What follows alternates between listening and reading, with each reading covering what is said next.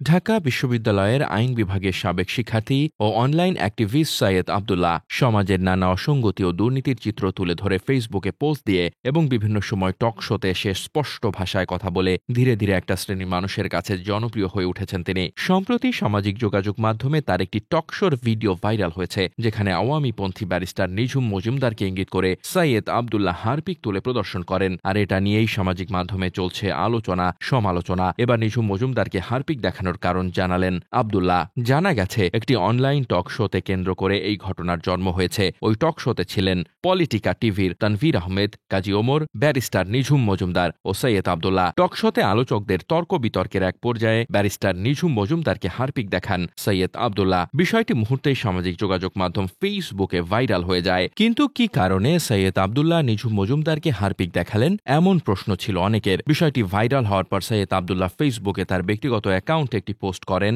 যেখানে তিনি নিঝুম মজুমদারকে হারপিক দেখানোর কনটেক্সট জানান। তার ওই পোস্টে 2020 সালে ভাইরাল হওয়া একটি পোস্ট শেয়ার করেন তিনি, যেখানে নিঝুম মজুমদারের সঙ্গে তার কথিত প্রেমিকার ফোন আলাপের সময় হারপিক খেয়ে আত্মহত্যার ঘটনা তুলে ধরেন। ওই ঘটনার পর থেকেই তাকে কটাক্ষ করে হারপিক মজুমদার নামে অভিহিত করে থাকেন নেটিজেনরা। এবার দেশের এক টেলিভিশন টক শোতে নতুন করে বিষয়টি সম্পর্কে বলেন সৈয়দ আব্দুল্লাহ। তিনি বলেন, বাংলাদেশের রাজনীতি যারা দীর্ঘদিন ধরে ফলো করেন, নিঝুম মজুমদারের মতো এমন ধূর্ত প্রোপাগান্ডা ছড়ানো ব্যক্তিকে চিনবে না, এটা হতে পারে না। ছাত্রলীগ যখন ঢাকা বিশ্ববিদ্যালয়ের মেয়েদের পিটিয়ে রক্তাক্ত করে ফেলেছিল, সে তখন ফেসবুকে স্ট্যাটাস দিয়েছে, ধূপধাপ ধূপধাপের আওয়াজ আসছে, চমৎকার। এবং একটা ভোটবিহীন অবৈধ শেখ হাসিনার রেজিমকে সে ক্রমাগত নির্লজ্জভাবে ডিফেন্ড করে যেত। তিনি আরো বলেন, টকশোতে তিনি অনেক খারাপ কথা বলেছেন, কিন্তু আমি তখন চুপ ছিলাম। আমি যখন কথা বলা শুরু করেছি, সাথে সাথে তিনি কথা বলা শুরু করেন। ক্রমাগতভাবে আক্রমণ করে কথা বলেছিলেন। যদিও আমি তার চরিত্র সম্পর্কে আগে থেকেই জানি, তাই যেমন কুকুর তার জন্য তেমন মুগুর রাখতে হয়।